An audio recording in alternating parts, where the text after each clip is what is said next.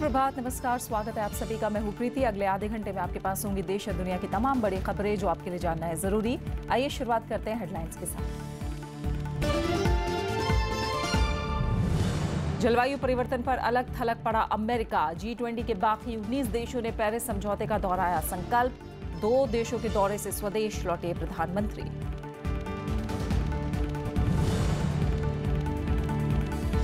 दार्जिलिंग में युवक की मौत के बाद सेना तैनात। GJM ने ठुकराया राज्य सरकार से बातचीत का प्रस्ताव, केंद्र से दखल की मांग।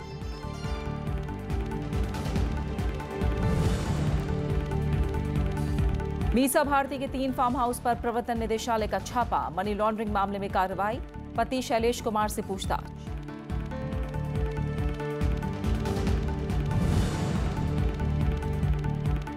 असम में बाढ़ की स्थिति गंभीर। 25 की मौत, 30,000 हेक्टेयर में खड़ी फसल तबाह। ब्रह्मपुत्र समेत कई नदियां उफान पर।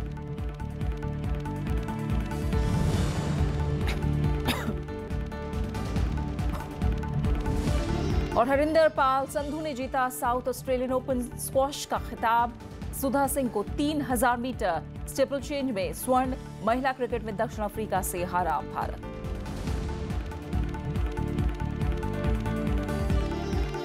प्रधानमंत्री नरेंद्र मोदी इजरायल और जर्मनी की यात्रा के बाद स्वदेश लौट आए हैं।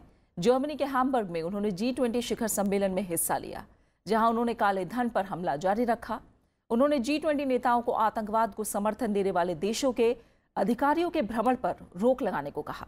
2 दिवसीय सम्मेलन में दुनिया की बड़ी अर्थव्यवस्थाओं के प्रमुखों ने आतंकवाद, जलवायु परिवर्तन समेत कई मुद्दों को जोर शोर से उठाया।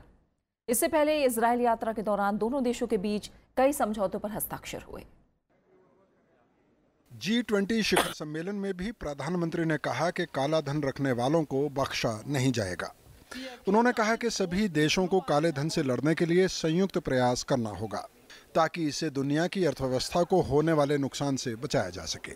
I think also Prime Minister Modi has added a lot of weight to G20 deliberations on anti-corruption and black money, illicit wealth, illicit financial flows. Besides that, there has been focus on Africa, development of Africa, African continent as the new frontier of development. प्रधानमंत्री नरेंद्र मोदी ने आतंकवाद पर भी हमला जारी रखा। इस मामले में उन्होंने यूरोप में आतंकवादियों की पहुंच का मामला भी उठाया। Suggested the title G20 statement on countering terrorism, which the presidency accepted. So that was then actually yesterday issued as a statement. This is really a path-breaking statement, among other things, which I will let you look into. Through the statement, the G20 leaders have vowed to eliminate terrorist safe havens all around the world. जलवायु परिवर्तन और सतत विकास को लेकर भी प्रधानमंत्री ने भारत के रुख को दृढ़ता से रखा। उन्होंने कहा कि भारत इस मामले में कोई ढिलाई नहीं आने देगा। उन्होंने दुनिया के देशों से भारत के सोलर अलायंस में शामिल होने की अपील की। अखिलेश सुमन, राज्यसभा टीवी। G20 बैठक के बीच प्रधानमंत्री नरेंद्र मोदी और ब्रिटेन की प्रधानमंत्री टेरेसा मे ने मुलाकात हुई और विजय माल्या का मुद्दा उठा। प्रधानमंत्री ने ब्रिटेन से अपील की कि आर्थिक अपराधियों के प्रत्यर्पण में वो सहयोग करे। किंगफिशर एयरलाइंस के मालिक विजय माल्या पर ब्रिटेन में पहले से न्यायिक मुकदमा जारी है। माल्या पर 9,000 करोड़ रुपए के कर्ज को लेकर भागने का आरोप है। प्रवर्तन निदेशालय ने माल्या के खिलाफ नोटिस जारी किया हुआ है। G20 की बैठक के दूसरे और अंतिम दिन कल वैश्विक अर्थव्यवस्था, आतंकवाद समेत कई मुद्दों पर बातचीत हुई, लेकिन सबसे अहम रहा जलवायु परिवर्तन का मुद्दा। मेजबान जर्मनी ने इस पर जोर देते हुए कहा कि आने वाले दिनों को सुरक्षित बनाए रखने के लिए इस पर सभी मुल्कों को साथ मिलकर काम करने की दरकार है। जर्मनी के हैम्बर्ग में जलवायु परिवर्तन के खतरों को सभी देशों ने अहम माना। पेरिस समझौते से बाहर निकलने के ऐलान के बावजूद अमेरिका ने भरोसा दिलाया कि वो इस पर बाकी मुल्कों को सहयोग करता रहेगा। रूस और फ्रांस के बीच पेरिस समझौते को लेकर गंभीर बातचीत हुई। सम्मेलन के दौरान प्रधानमंत्री नरेंद्र मोदी की कई नेताओं से मुलाकात हुई। नरेंद्र मोदी और ब्रिटेन के प्रधानमंत्री टेरेसा मे के बीच संक्षिप्त मुलाकात में कई अहम मुद्दों पर बातचीत हुई। नरेंद्र मोदी ने दक्षिण कोरिया, इटली और नॉर्वे के प्रधानमंत्री से भी मुलाकात की। रूस के राष्ट्रपति व्लादिमीर पुतिन और तुर्की के राष्ट्रपति तैयब एर्दोआन के मुलाकात में सीरिया का मुद्दा भी उठा।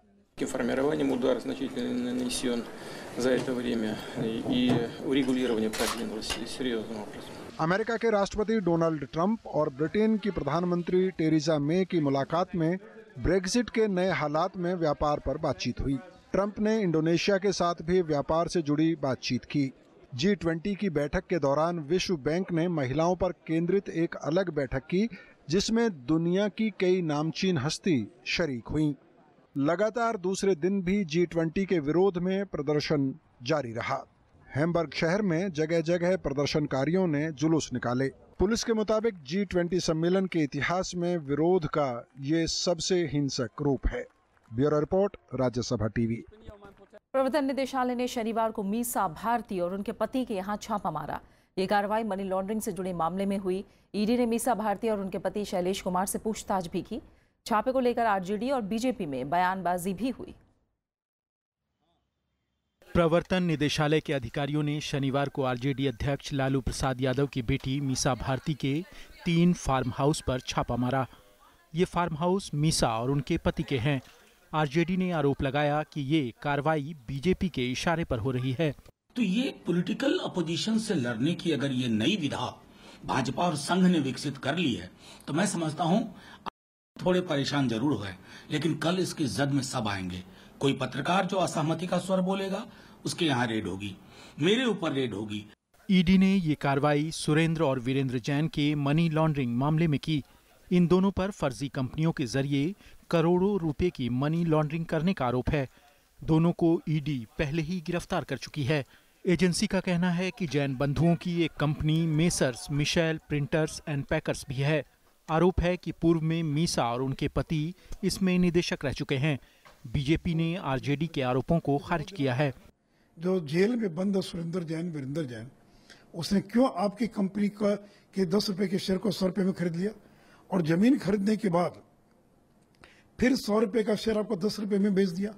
इन बातों का जवाब तो उनके पास है नहीं, इसका तो जवाब दे नहीं सकते हैं। बेनामी भूमि सौदों के मामले में भी आयकर विभाग ने मीसा भारती को पूछताछ के लिए बुलाया था, लेकिन वो अब तक पेश नहीं हुई हैं। Bureau report, Rajya Sabha TV. RJD अध्यक्ष लालू प्रसाद यादव पर सीबीआई की कार्रवाई के बाद बिहार की राजनीति गर्मा गई है। कांग्रेस मजबूती से लालू यादव के साथ खड़ी है तो जेडीयू चुप है। बीजेपी आरजेडी के साथ साथ जेडीयू पर भी सवाल खड़े कर रही है। कांग्रेस ने एनडीए सरकार पर धर्मनिरपेक्ष ताकतों को कुचलने का आरोप लगाया है।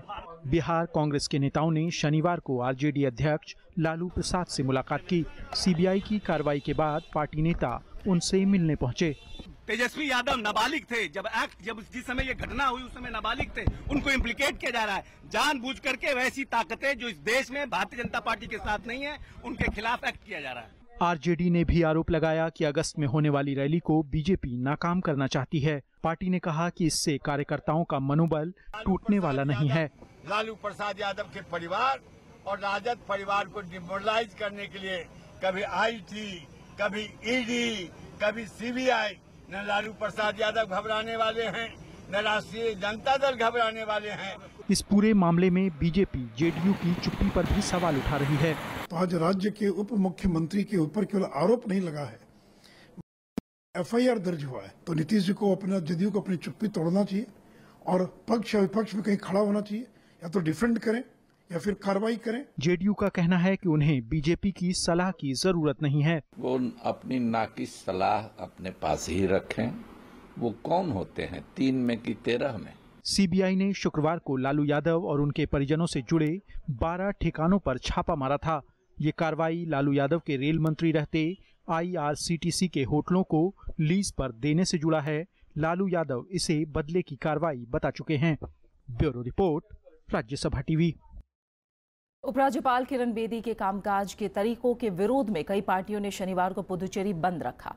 सत्ताधारी कांग्रेस के कार्यकर्ताओं ने राजभवन के बाहर किरण बेदी का विरोध किया। कांग्रेस के अलावा डीएमके, वीसीके और वाम दल भी बंद के समर्थन में रहे। दिन भर के बंद के दौरान पुदुचेरी की ज्यादातर दुकानें बंद रहीं और यातायात भी ठप रहा। प्रदर्शन के चलते निजी स्कूल भी बंद रहे।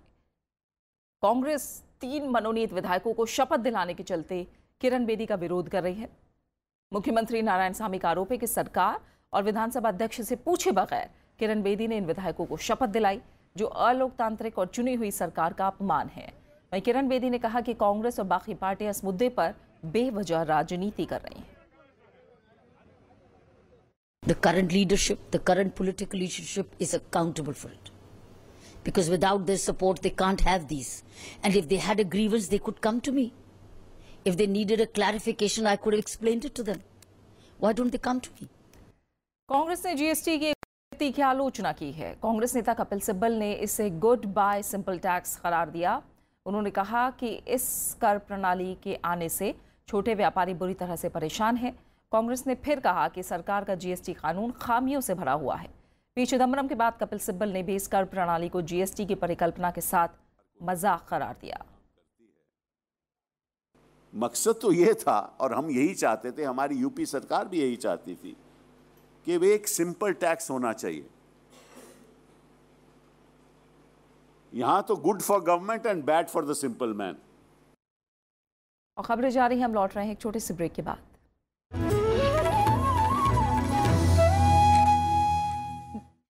जब दिल ही टूट गया हम जी के क्या करेंगे, जब दिल ही टूट गया। मिटती आस है जो सखियन की, समझो गई तो गई, करूं क्या आस निराश भई। रूपनगर की सखियाँ राजा जी माला पहनाए। तुम मांगत हारी सो जा राजकुमारी सो जा। हिंदुस्तानी फिल्मों के महानायक कुंदन लाल सहगल की बेजोड़ पारी की दास्तान देखिए विरासत में, सिर्फ राज्यसभा टीवी पर।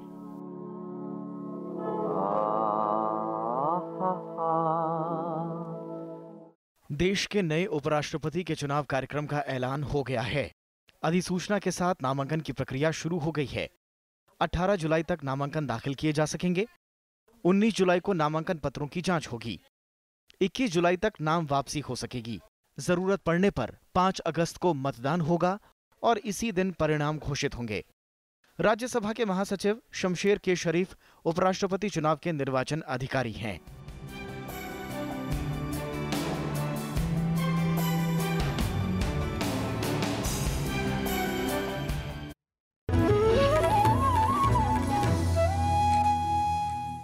अलग गोरखालैंड को लेकर चल रहा आंदोलन एक बार फिर हिंसक हो गया।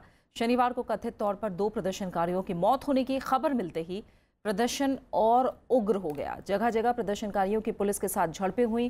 कुछ प्रदर्शनकारियों ने दार्जिलिंग टॉय ट्रेन में आग लगा दी। वहीं दार्जिलिंग के सोनादा इलाके में पुलिस चौकी में भी आग लगा दी। शनिवार को पूरे दार्जिलिंग शहर में प्रदर्शन हुए। हालात पर काबू पाने के लिए फिर सेना को तैनात करना पड़ा। इस बीच मुख्यमंत्री ने मामले की जांच के आदेश जारी कर दिए हैं। वहीं जीजेएम ने एक बार फिर राज्य सरकार से बातचीत के प्रस्ताव को खारिज कर दिया। साथ ही केंद्र से इस मामले में दखल की मांग की। We condemn this incident of brutal police firing on an innocent and an unarmed Gorkhaland supporter. Gorkhaland में बंद के चलते अब सिक्किम सरकार कोर्ट जाने वाली है। सिक्किम का आरोप है कि अलग गोरखालैंड को समर्थन देने के चलते पश्चिम बंगाल सरकार ने सिक्किम जाने वाले सामानों की आपूर्ति रोक दी है। दार्जिलिंग में बेमियादी बंद के 24वें दिन भी आम जनजीवन अस्त व्यस्त रहा। हिंसक आंदोलन के बाद मुख्यमंत्री ममता बनर्जी ने एक बार फिर शांति की अपील की है। मुख्यमंत्री ने कहा कि जब तक कानून व्यवस्था पटरी पर नहीं लौटती तब तक बातचीत नहीं हो सकती। मुख्यमंत्री ममता बनर्जी ने हिंसा पर केंद्र सरकार को घेरा। उन्होंने आरोप लगाया कि राज्य में हिंसा की घटनाओं को रोकने के लिए केंद्र सरकार ने जरूरी मदद नहीं की। I will appeal again to maintain the peace. Let us withdraw the band. Allow the people to take their food. let us students to start their school, colleges, education all, because negotiation is a part and process of the democratic system. So I'll be happy to talk. I have no problem, but let the peace first restore. पश्चिम बंगाल के हिंसाग्रस्त बादुरिया और बासिरहाट में धीरे धीरे शांति लौट रही है। राज्य सरकार ने हिंसा की न्यायिक जांच कराने का ऐलान किया है। इस बीच बीजेपी नेताओं ने शनिवार को हिंसाग्रस्त इलाकों का दौरा करने की कोशिश की, लेकिन पुलिस ने उन्हें इजाजत नहीं दी। पश्चिम बंगाल के उत्तर 24 परगना के हिंसाग्रस्त इलाकों में स्थिति धीरे धीरे सामान्य हो रही है। जिले में किसी अप्रिय घटना की कोई खबर नहीं है। हालांकि पुलिस और अर्धसैनिक बल के जवान अब भी तैनात हैं। इंटरनेट सेवाएं भी बंद हैं। मुख्यमंत्री ममता बनर्जी ने बादुरिया और बासिरहाट में हिंसा की न्यायिक जांच कराने का ऐलान किया है। সুতরাং জুডিশিয়াল এনকোয়ারি হবে, আমরা খুঁজে বের করব কারা করেছে এবং যেই করে থাকুক অ্যাকশন খুব স্ট্রং হবে। সাধারণ মানুষকে আমি এখনো বলবো তাদের অভিনন্দন যে তারা এই প্ররোচনায় এখনো পা দেননি। बीजेपी के 3 नेताओं की एक समिति शनिवार को कोलकाता पहुंची। ये टीम हिंसाग्रस्त इलाकों का दौरा करना चाहती थी, लेकिन पुलिस ने अनुमति नहीं दी। बीजेपी नेताओं ने कोलकाता में भी रैली निकाली और बिगड़ती कानून व्यवस्था के लिए ममता बनर्जी सरकार को जिम्मेदार ठहराया। सरकार विफल हो चुकी है, उसको रिजाइन करना चाहिए। 356 धारा का हम यहाँ दावा करते हैं। लोगों की जान माल की सुरक्षा नहीं है, इसलिए हम धिक्कार जुलूस निकाले हैं।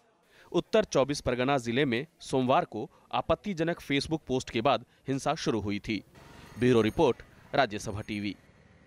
जुनैद हत्याकांड में पुलिस को बड़ी कामयाबी मिली है। चलती ट्रेन में जुनैद को कथित तौर पर चाकू मारने वाला मुख्य आरोपी पकड़ा गया है। फरीदाबाद पुलिस ने दावा किया है कि आरोपी को महाराष्ट्र के धुले से गिरफ्तार किया गया है। पुलिस के मुताबिक आरोपी ने अपना जुर्म कबूल कर लिया है। आरोपी को आज कोर्ट में पेश किया जाएगा। हरियाणा पुलिस ने मुख्य आरोपी की सूचना देने वाले के लिए 2 लाख रुपए इनाम की घोषणा की थी। बीते हफ्ते पुलिस को सीसीटीवी फुटेज में अहम वीडियो मिला था, जिसमें 3 लोग बाइक पर भाग रहे थे। इसके बाद 5 लोगों की गिरफ्तारी हुई, लेकिन इस मामले में कोई गवाही देने के लिए आगे नहीं आया। छत्तीसगढ़ के दंतेवाड़ा जिले में पुलिस ने 7 नक्सलियों को गिरफ्तार किया है। मुनगा गांव से 4 जबकि कुआकोंडा थाना क्षेत्र से 3 नक्सलियों को गिरफ्तार किया गया है। इस दौरान नक्सलियों ने गोलीबारी भी की। पुलिस ने भी जवाबी गोलीबारी की। कुछ देर तक दोनों ओर से गोलीबारी के बाद जब नक्सली वहां से भागने लगे तो पुलिस दल ने घेराबंदी करके 4 नक्सलियों को गिरफ्तार कर लिया। गिरफ्तार किए गए नक्सलियों के लंबे समय से पुलिस को तलाश थी। गिरफ्तार नक्सलियों के खिलाफ पुलिस दल पर हमला करने, सड़क को नुकसान पहुंचाने और नक्सलियों के लिए सामान जमा करने जैसे कई अपराधों में शामिल होने का आरोप है। दिल्ली सरकार ने हेल्थ फॉर ऑल की घोषणा की है। इसके तहत निजी अस्पताल में फ्री सर्जरी के अलावा कई तरह की मुफ्त जांच का भी प्रावधान किया गया है। इसके लिए दिल्ली सरकार ने कई निजी अस्पतालों को पैनल में शामिल किया है। सड़क दुर्घटना में घायल लोगों को निजी अस्पतालों में मुफ्त इलाज की सुविधा दी जाएगी। मुख्यमंत्री अरविंद केजरीवाल ने कहा कि अगर किसी व्यक्ति को सर्जरी के लिए सरकारी अस्पताल 1 महीने से ज्यादा का वक्त देता है तो मरीज का मुफ्त इलाज प्राइवेट अस्पताल में हो सकेगा। इसके अतिरिक्त अब मरीज MRI और CT स्कैन जैसे महंगे रेडियोथेरेपी टेस्ट भी फ्री में करा सकेंगे। निजी अस्पतालों में हुए खर्च का वहन सरकार उठाएगी।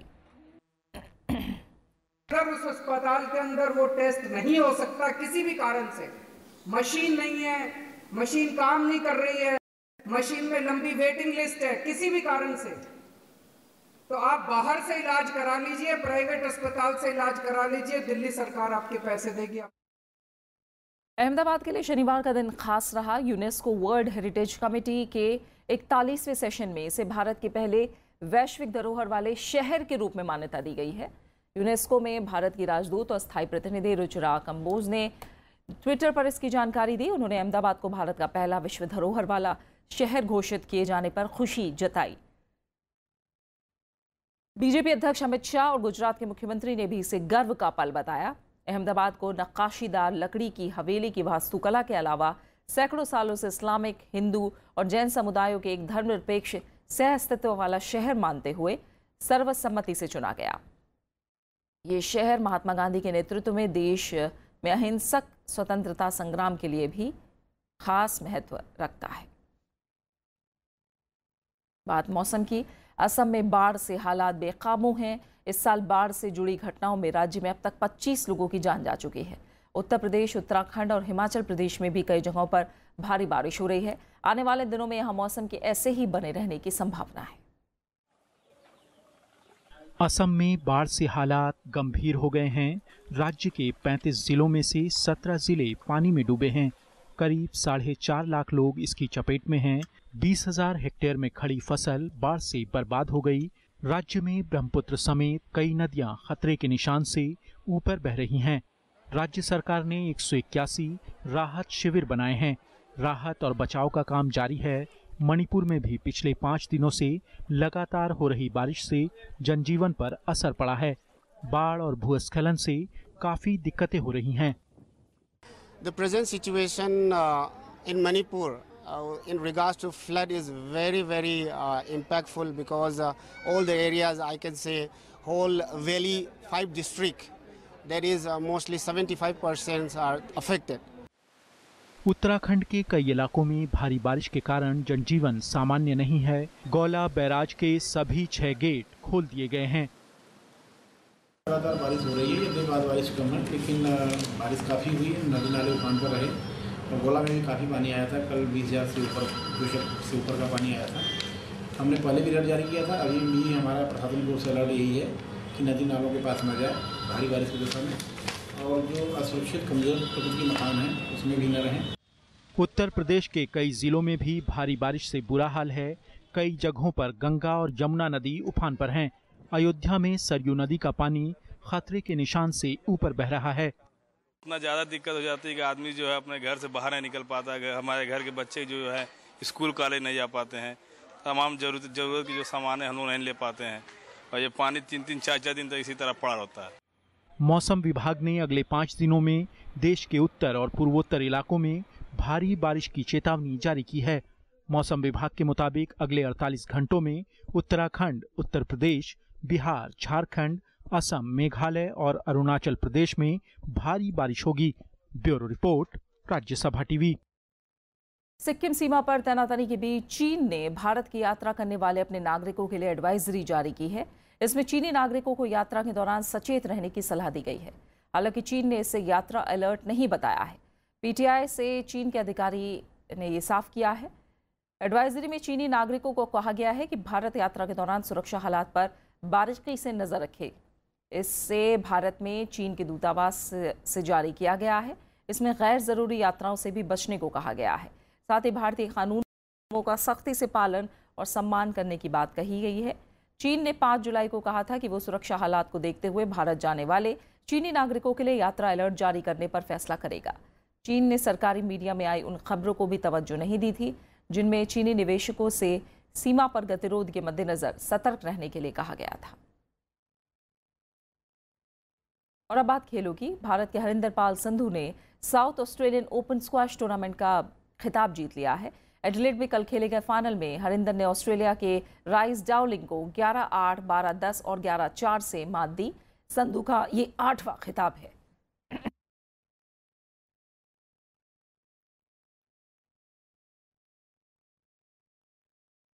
वहीं भुवनेश्वर में एशियन एथलेटिक्स चैंपियनशिप में शनिवार को सुधा सिंह ने 3000 मीटर स्टीपल चेंज स्पर्धा का स्वर्ण पदक जीता।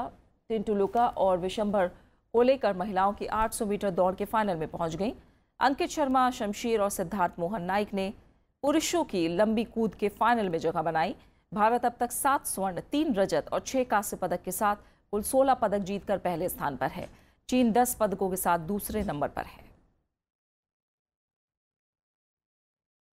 दूसरी तरफ आईसीसी महिला विश्व कप में भारत की विजय रथ को दक्षिण अफ्रीका ने रोक दिया है। शनिवार को खेले गए मुकाबले में दक्षिण अफ्रीका ने भारत को 115 रन से हरा दिया। जीत के लिए 274 रन का लक्ष्य लेकर उतरी भारतीय टीम के बल्लेबाज खास कमाल नहीं कर पाई और टीम 46 ओवर में 158 रन पर ऑल आउट हो गई। ये टूर्नामेंट में भारतीय टीम की पहली हार है। भारतीय टीम अगर शनिवार का मैच जीत लेती तो सेमीफाइनल में उसकी जगह पक्की हो जाती। भारत ने इसके पहले लगातार 4 मैचों में जीत दर्ज की थी। अब भारत के अगले 2 मैच ऑस्ट्रेलिया और न्यूजीलैंड के खिलाफ होने हैं।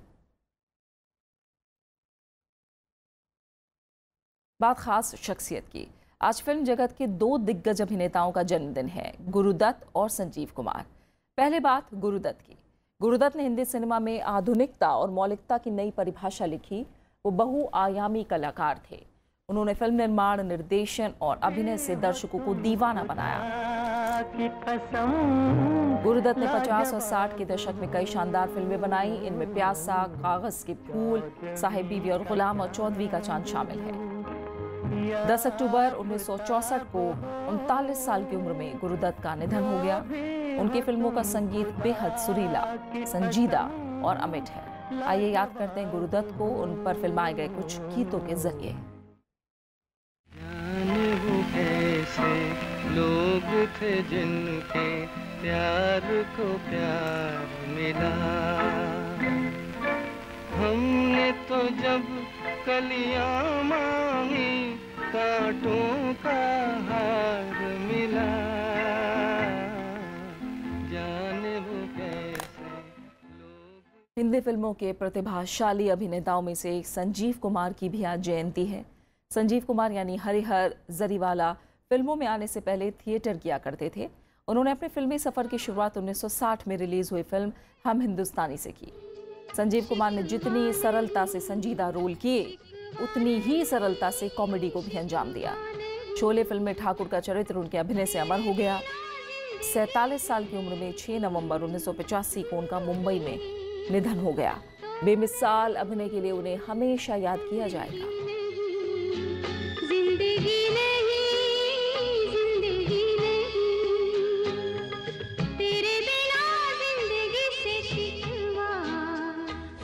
ये हाथ हमको दे दे ठाकुर। नहीं।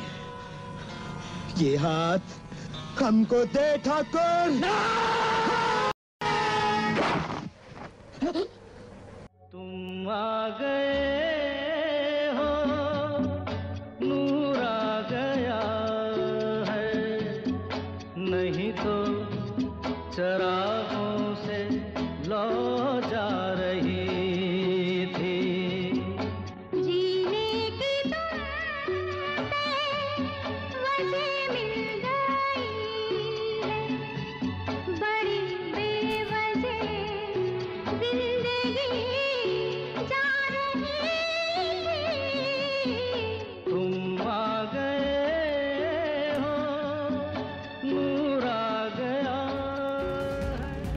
और अब आखिर में हेडलाइंस।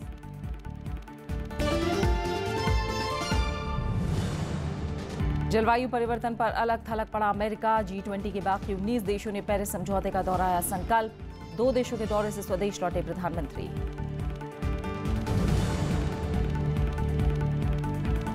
दार्जिलिंग में युवक की मौत के बाद सेना तैनात। GJM ने ठुकराया राज्य सरकार से बातचीत का प्रस्ताव, केंद्र से दखल की मांग।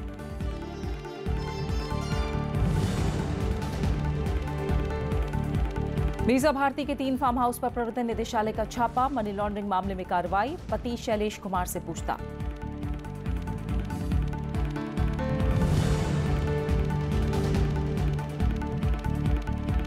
असम में बाढ़ की स्थिति गंभीर। 25 की मौत, 30,000 हेक्टेयर में खड़ी फसल तबाह। ब्रह्मपुत्र समेत कई नदियां उफान पर।